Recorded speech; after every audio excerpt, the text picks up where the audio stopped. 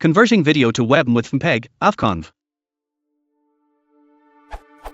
While trying to optimize the size of my home videos, I converted some of them to WebM as a test, using PTV on Ubuntu. The size difference is significant. The resulting WebM file is only around 10% of the original file, while the picture quality looks pretty much the same to me. I also tried to do the conversion using Avconv so I could script it, but the resulting file looks really crappy.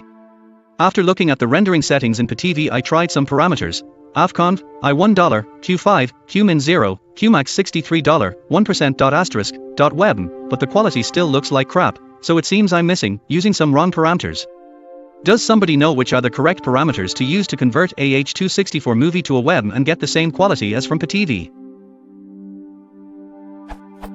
These are the settings in PTV.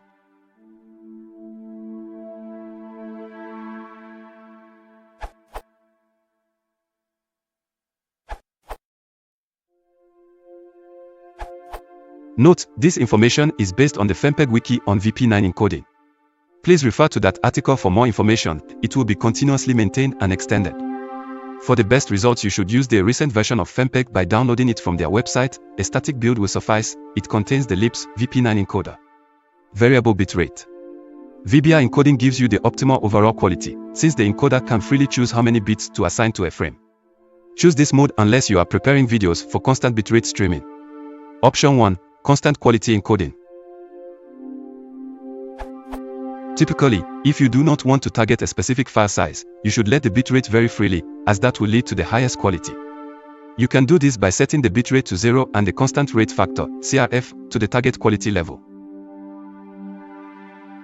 CRF value can be from 0 to 63. Lower values mean better quality. Recommended values range from 15 to 35, with 31 being recommended for 1080p HD video. Google has a guide with more info on that. Option 2. 2-pass encoding with a target bitrate. If you want your file to have a specific target bitrate or file size, you need to specify the rate and use 2-pass encoding, which will ensure an optimal quality distribution. Here we're choosing 5 MIT/s, which should be enough for 1080p content.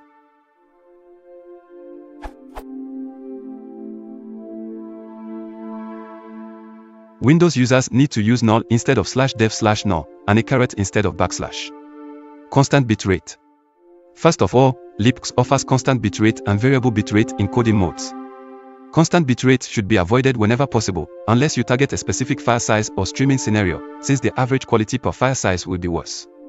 Still, you could try setting a constant bitrate if nothing else works for you, e.g. with 1 bit/s.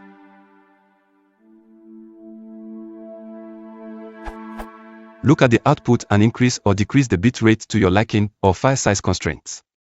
For example, you can use 500K or 5M etc. You have to specify min rate, max rate and the bit rate be column V in order for the encoder to use CBR. They all have to have the same value, otherwise it will choose a different target bitrate instead and do VBR encoding, but with bad quality.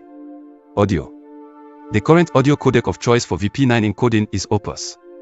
Ffmpeg will choose the necessary encoder and its options by default. If you want to explicitly set C-column a libopus, you can do that as well. Refer to the libopus documentation for more options. If watching the channel, please consider adding subscribe.